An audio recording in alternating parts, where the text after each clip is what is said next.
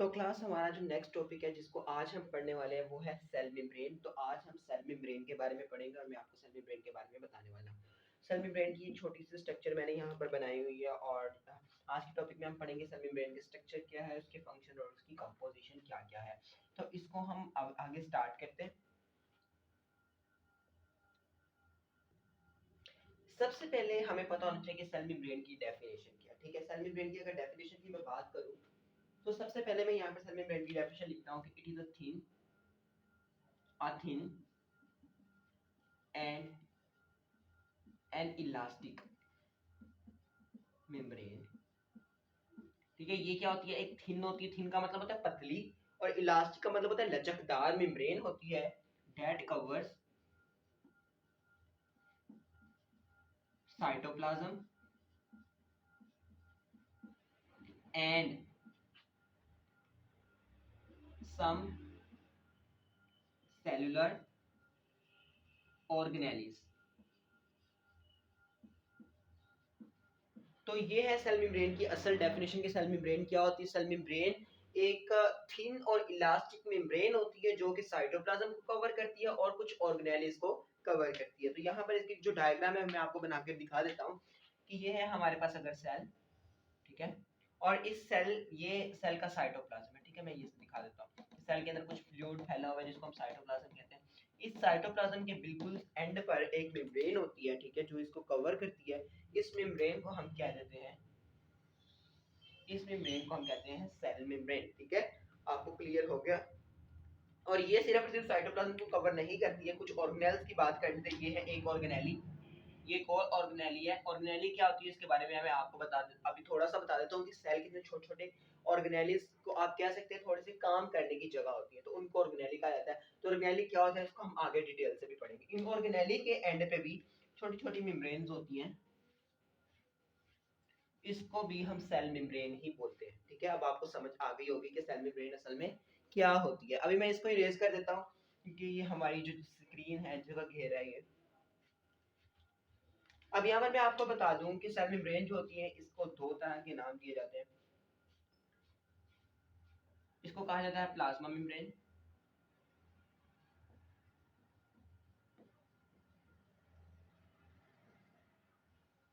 ठीक है,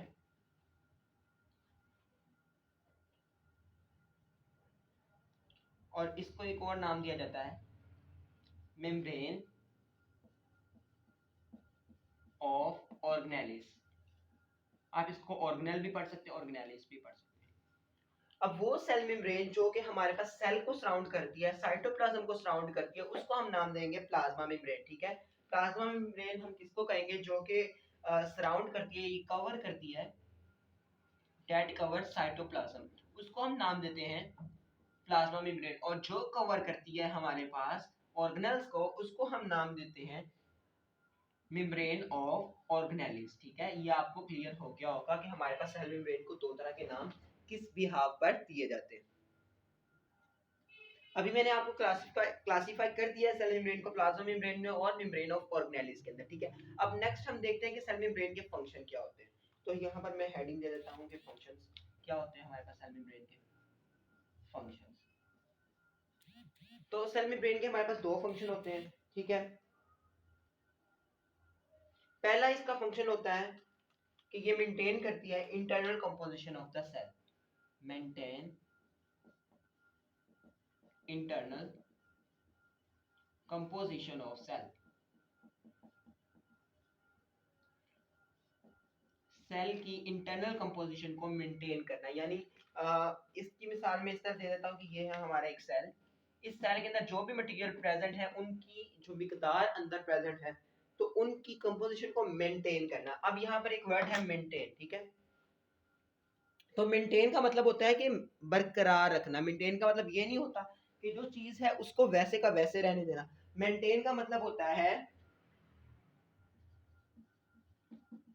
एक खास रेंज के अंदर रखना। ठीक है, मेंटेन का मतलब होता है खास रेंज के। मेंटेन का मतलब ये नहीं होता कि जो चीज अगर 35 है, अगर आप 35 को 35 ही रखा जाए, नहीं। मेंटेन का मतलब होता है कि अगर 35 है तो आप इसको एक खास 34 से 37 के दरमियान रखेंगे। तो ये है मेंटेनिंग का मतलब एक खास रेंज में रखना। इसको थोड़ा सा क्लैरिफाई मैं आपको करता हूँ एक एग्जांपल के साथ। आपको कहा जाता है कि आपका ये जो कमरा है ये आपने ठंडा करना है, गर्मियां आ गई हैं तो हमने कमरे को ठंडा करना है, और कहा जाता है कि हमने जो कमरा है इसको ठंडा करना है, तो हमने अपने कमरे को ठंडा करना है। अब कमरे को ठंडा करना है, फॉर एग्जाम्पल गर्मी है तो नॉर्मल टेम्परेचर अगर हम कहते हैं 37 डिग्री सेंटीग्रेड है कमरे का, तो हमने कमरे का टेम्परेचर कम करना है और हम कमरे का टेम्परेचर करना चाहते हैं, फॉर एग्जाम्पल हम चाहते हैं कि हमारा टेम्परेचर कमरे का टेम्परेचर 23 हो जाए, तो ये हम 37 को जो 23 में कन्वर्ट कर रहे हैं, ये है टेम्परेचर, फिक्स टेम्परेचर करना, ठीक है, फिक्स 23 करना, लेकिन हम ऐसा कर नहीं सकते, ठीक है। अब फॉर एग्जाम्पल हम कमरे का टेम्परेचर फॉर एग्जाम्पल 23 कर ही देते हैं, लेकिन कमरे में जो लोग रहते हैं वो सांस लेते होंगे, ठीक है, और उनके सांस की वजह से कमरे का टेम्परेचर चेंज भी होगा। तो हम जो है हम इन चीजों की वजह से कहते हैं कि हम कमरे का टेम्परेचर फिक्स नहीं करते, बल्कि एक खास रेंज के अंदर कर देते, तो हम एसी को ऑर्डर देते हैं कि हमारे कमरे का टेम्परेचर जो है वो 16 से लेकर 27 डिग्री सेंटीग्रेड की रेंज में कर दे, ताकि हम उस कमरे के अंदर सुकून से रह सकें। तो ये है हमारी वो टेम्परेचर रेंज जिसके अंदर हम कमरे के टेम्परेचर को करते हैं, इसको कहा जाता है मेंटेन। तो सेल ऑर्गेनेली जो सेल मेम्ब्रेन जो होती है, अंदर फॉर एग्जांपल कहेंगे 27 सोडियम है, 28 मैग्नीशियम है, इस तरह मैं एग्जांपल दे रहा हूँ, अंदर इस तरह। तो अब सेल मेम्ब्रेन क्या करेगी, इस सेल मेम्ब्रेन को एक खास रेंज दी जाएगी कि ये 23 से लेकर 28 तक सोडियम इसने अंदर रखने हैं, ठीक है, फिक्स नहीं है, 27 नहीं रखने, 23 से 27 तक इसने अंदर रखने होते हैं, और मैग्नीशियम इसने फॉर एग्जांपल रखने होंगे 22 से लेकर 30 तक। तो इस तरह की रेंज होती है सेल मेम्ब्रेन के पास, ये इस खास रेंज के अंदर जो है मटेरियल्स को अंदर जो है रखती है, मेंटेन करती है internal composition of the cell को, ठीक है। अब किस तरह ये रखती है इसके बारे में हम थोड़ा सा देख लेते हैं कि ये किस तरह करती है। अब चलें ठीक है, आप ये समझ लें कि सेल है और सेल के अंदर जितने भी मटेरियल है वो अंदर मौजूद है। अब सेल मेम्ब्रेन उनको वैसे का वैसा रहने देती है, किसी को बाहर नहीं जाने देगी, किसी को भी अंदर नहीं आने देगी, लेकिन इस तरह सेल का डेकोरम खराब हो जाएगा, ठीक है, डेकोरम सेल का खराब हो जाएगा। किस तरह खराब होगा, जब सेल तक हमें फूड जो है वो ब्लड से आती है, जब फूड अंदर नहीं जाएगी तो सेल किस तरह सर्वाइव करेगा, सेल के पास फूड नहीं आएगी। सेल के अंदर माइटोकॉन्ड्रिया क्लोरोप्लास्ट जो एनर्जी बनाते जा रहे हैं, जब एनर्जी अंदर बनती जा रही है तो हमारे पास जो है सेल का डेकोरम जो है खराब हो जाएगा, तो हमें बाहर से एनर्जी की जरूरत पड़ती है, इसलिए ये मेंटेन करती है बाहर से। ये क्या करती है सेल मेम्ब्रेन, इसके लिए क्या करती है, ये क्या करती है, allow few particles to pass through cell membrane, ठीक है, थोड़े से पार्टिकल्स को ये सेल मेम्ब्रेन से पास करने की इजाजत दे देती है, ठीक है,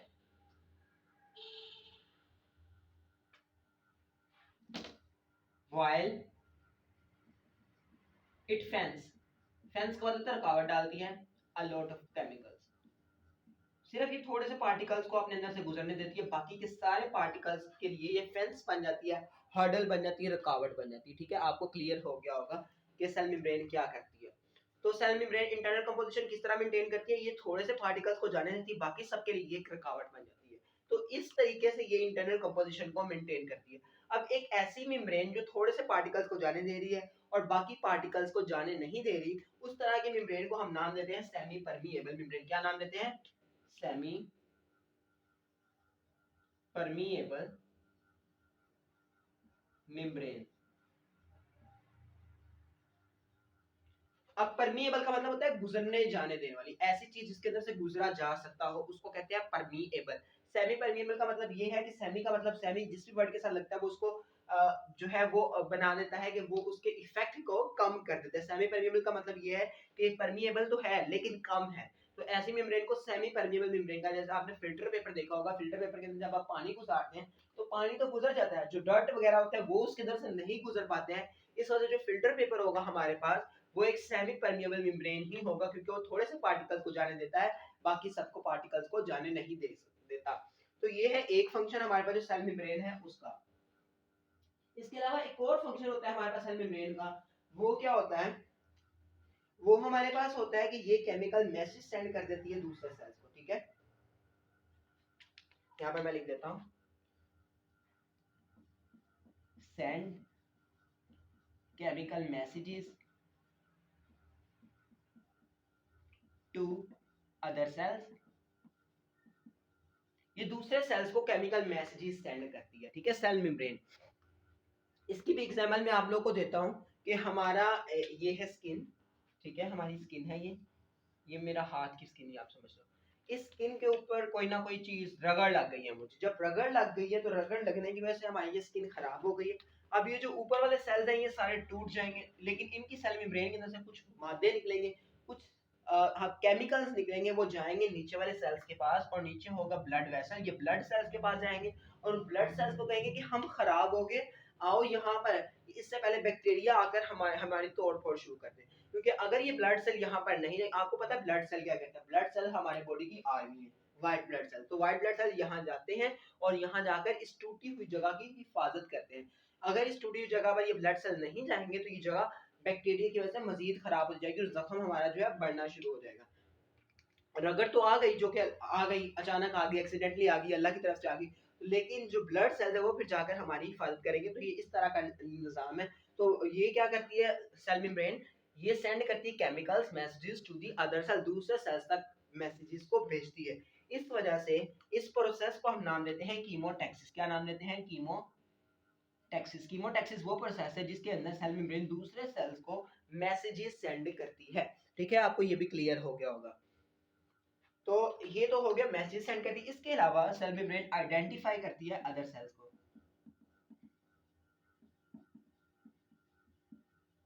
वो भी मैसेजेस सेंड करके ही करती है। तो ये तीन काम है हमारे पास, लेकिन इनमें से वाइटल रोल कौन सा है सेल मेम्ब्रेन का, जिसकी वजह से सेल मेम्ब्रेन को ज्यादा लोग जानते हैं, वो इसका वाइटल रोल है ये वाला। ठीक है, this is called vital role of cell membrane.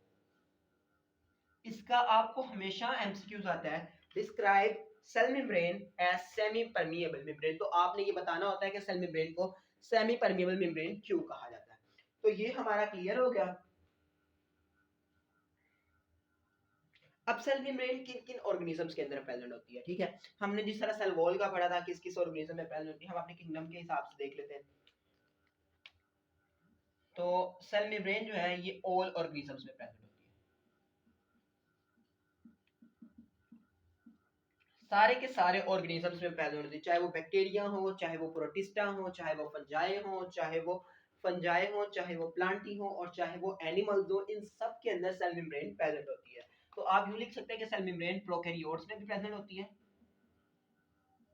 और यूकैरियोट्स में भी प्रेजेंट होती है। ठीक है, और इनमें फर्क क्या होता है, लेकिन इनकी दोनों की जो सेल मेम्ब्रेन है वो डिफरेंट होती है। ठीक है, डिफरेंसेस होते हैं दोनों में, और उन डिफरेंसेस को मैं आगे आपको बताऊंगा। तो उन डिफरेंसेस को पढ़ने के लिए हमें सेल मेम्ब्रेन की स्ट्रक्चर पढ़नी पड़ेगी। तो नेक्स्ट जो है हम सेल मेम्ब्रेन की स्ट्रक्चर पढ़ेंगे। यहाँ पर मैं हेडिंग देता हूँ स्ट्रक्चर ऑफ सेल मेम्ब्रेन। इधर मैं थोड़ी सी लाइन लगा दूं ताकि आपको कंफ्यूजन वगैरह ना हो। तो ये है सेल मेम्ब्रेन की स्ट्रक्चर जो मैंने आपके सामने लिख दी है और बना भी दी है। लेकिन इस स्ट्रक्चर को हमने समझने के लिए, अब जब साइंसदानों ने सेल मेम्ब्रेन की स्ट्रक्चर को समझना था तो उसके लिए सबसे पहले कुछ एनालिसिस किए गए। ठीक है, यहाँ पर हमने सेल मेम्ब्रेन के स्ट्रक्चर को समझने के लिए क्या किया, हमने केमिकल एनालिसिस किए। क्या किए? केमिकल हमने नहीं किया बट साइंटिस्ट ने किए, केमिकल एनालिसिस किए। और उन केमिकल एनालिसिस के बाद साइंटिस्ट को पता चला कि इन के सेल मेम्ब्रेन जो होती है इसमें हमारे पास होते हैं प्रोटीन्स और लिपिड्स और कुछ अमाउंट होती है इसमें कार्बोहाइड्रेट्स की। ठीक है, केमिकल एनालिसिस हमें पता चला कि cell membrane contain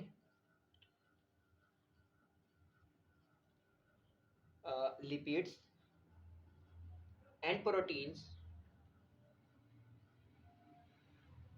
with small amount of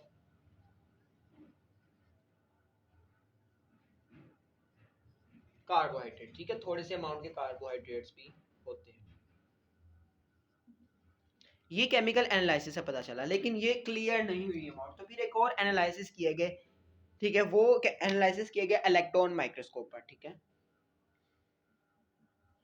electron microscope पर कुछ एनालिसिस किए गए जिनको हम कहते हैं इलेक्ट्रॉन माइक्रोस्कोप एनालिसिस।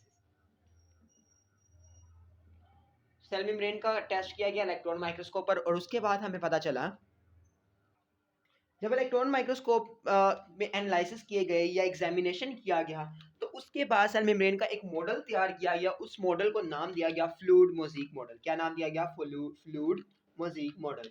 और यही फ्लूइड मोज़ेक मॉडल है जो मैंने आपको ऊपर बनाया हुआ है, फ्लूइड मोज़ेक मॉडल, ठीक है।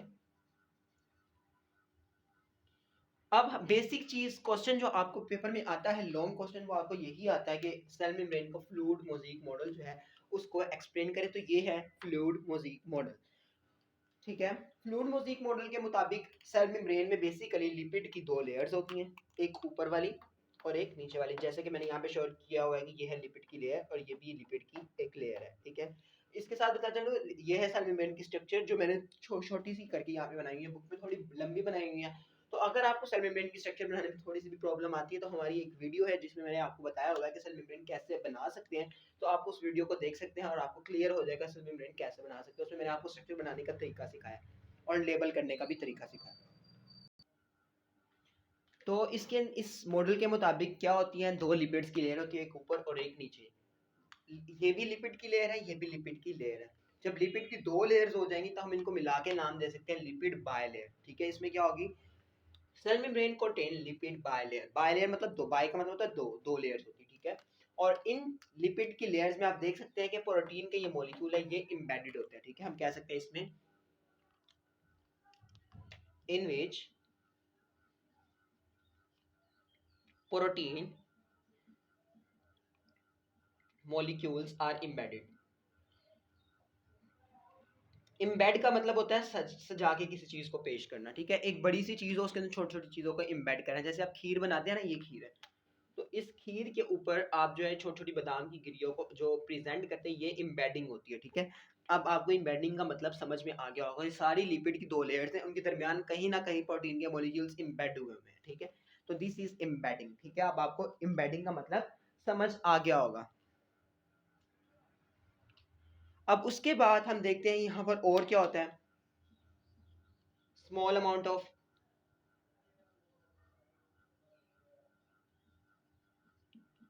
कार्बोहाइड्रेट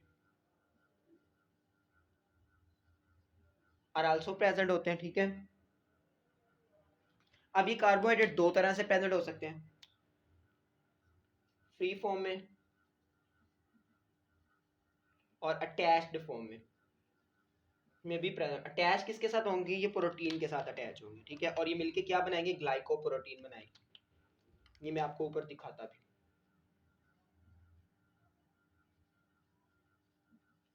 ऊपर आप देख सकते हैं कि यहाँ पर मैंने दिखाया है कि ये है लिपिड की लेयर, ये है प्रोटीन, है कैरियर प्रोटीन नाम लिखा हुआ मैंने इसका।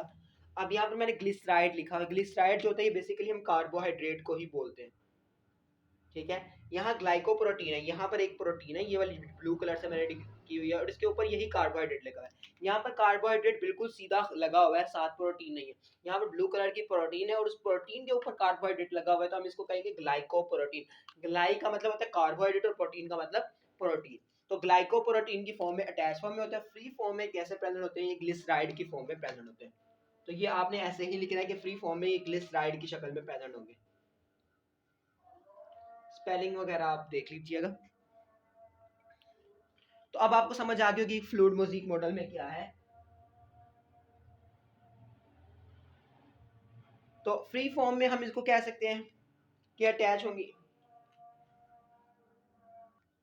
तो मैंने जैसा कि आपको बताया कि जो कार्बोहाइड्रेट के मॉलिक्यूल होते हैं, ग्लिसराइड के मॉलिक्यूल होते हैं, ये जो होते हैं ये अटैच फॉर्म में होते हैं। या तो ये लिपिड के साथ अटैच होंगी, जैसे कि आप देख सकते हैं लिपिड की लेयर के साथ अटैच, या लिपिड की लेयर के साथ लगी हुई या प्रोटीन, और फिर उस प्रोटीन के साथ अटैच है कार्बोहाइड्रेट। तो अगर ये लिपिड के साथ अटैच होंगे तो हम इसको कहेंगे ग्लाइकोलिपिड्स, और अगर ये अटैच होंगे प्रोटीन के साथ हम इनको नाम देंगे ग्लाइकोप्रोटीन्स। लेकिन जब लिपिड के साथ अटैच होते हैं हम उसको ज्यादा इंपॉर्टेंस नहीं देते कि लिपिड के साथ अटैच है, हम बस उसको सिर्फ और सिर्फ ग्लिसराइड का वर्ड उनके लिए यूज कर देते हैं, ठीक है।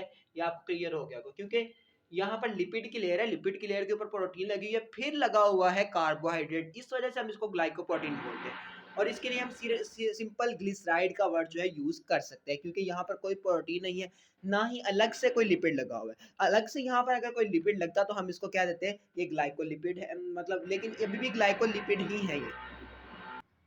अच्छा, अब नेक्स्ट हमारे पास लिपिड की बायलेयर, कुछ अमाउंट कोलेस्ट्रॉल का भी इसमें प्रेजेंट होता है, ठीक है। स्मॉल अमाउंट ऑफ कोलेस्ट्रॉल भी प्रेजेंट होता है इसमें।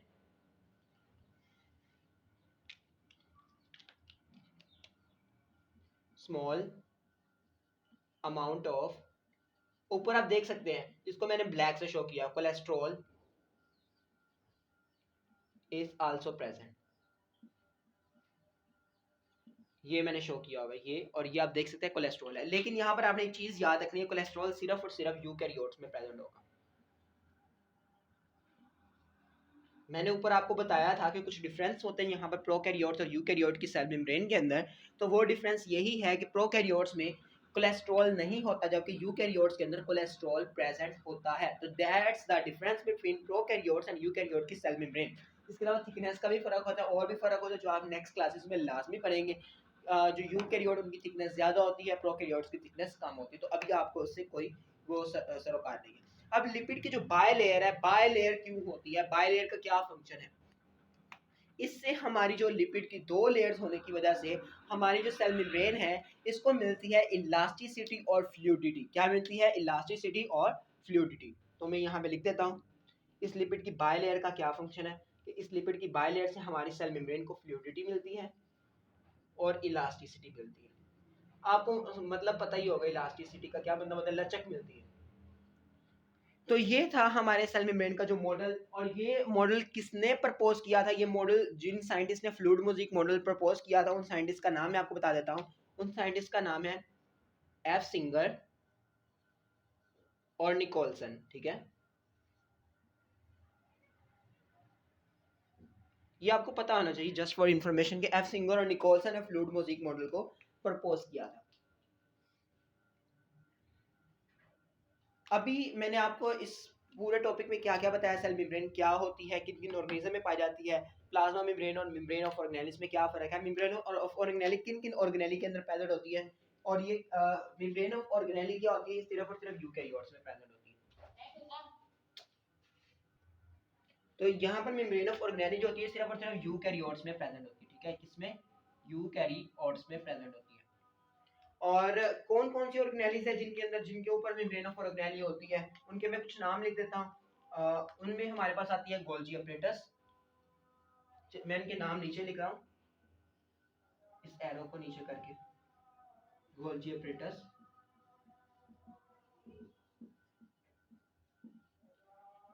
जिसको गोल्जी बॉडीज भी कहा जाता है, लेकिन हम इसको आगे डिटेल से पढ़ेंगे कि गोल्जी अपरेटस और गोल्जी बॉडीज क्या होता है। एंडोप्लाज्मिक रेटिकुलम,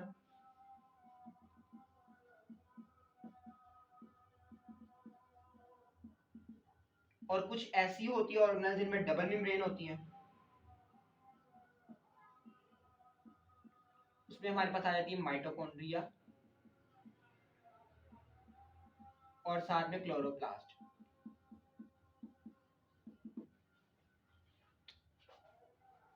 तो अब हमारा ये टॉपिक क्लियर हो गया, इसके सारे नोट्स भी तैयार हो गए, आप इन्हीं नोट्स को रीड करके भी अपना पेपर दे सकते हैं।